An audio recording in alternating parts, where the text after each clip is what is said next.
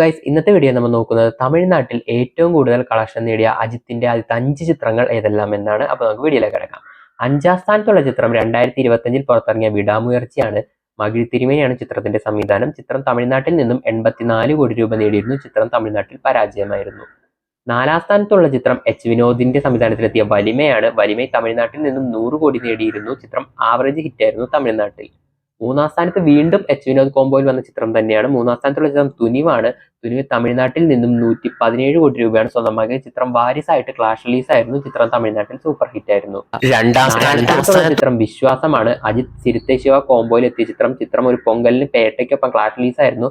ചിത്രം തമിഴ്നാട്ടിൽ നിന്ന് 130 കോടി രൂപയാണ് സ്വന്തമാക്കിയത്. അന്ന് നോൺ ബാഹുബലി ഇൻഡസ്ട്രീറ്റ് ആവുകയായിരുന്നു തമിഴ്നാട്ടിൽ. ഫസ്റ്റത്തെ ചിത്രം ഗുഡ് ബാഡ് അഗ്ലിയാണ്. തമിഴ്നാട്ടിൽ നിന്നും ആദ്യമായി ഒരു അജിത് ചിത്രം 150 കോടി നേടിയത് ഗുഡ് ബാഡ് അഗ്ലിയിലൂടെ ആയിരുന്നു.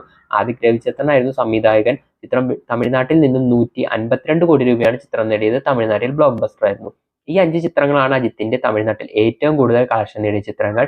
ഗുഡ് ബാഡ് അഗ്ലി 152 കോടിയും, വിശ്വാസം 130 കോടിയും, തുനിവ് 117 കോടിയും, വലിമൈ 100 കോടിയും, വിടാമുയർച്ചി 84 കോടിയുമാണ് നേടിയത്. നിങ്ങൾക്ക് ഇഷ്ടപ്പെട്ട ആ ചിത്രം ഏതാണെന്ന് കമന്റ് ചെയ്യുക. നമ്മുടെ channel box office collection report സിനിമയെ കുറിച്ചൊക്കെയാണ് പറയുന്നത്. അതൊക്കെ നിങ്ങൾക്ക് അറിയണമെന്നുണ്ടെങ്കിൽ ചാനൽ സബ്സ്ക്രൈബ് ചെയ്ത് അടുത്തുള്ള ബെല്ലൈക്കൺ ക്ലിക്ക് ചെയ്ത് വെച്ചോ. അടുത്ത വീഡിയോയിൽ ഉടനെ കാണാം.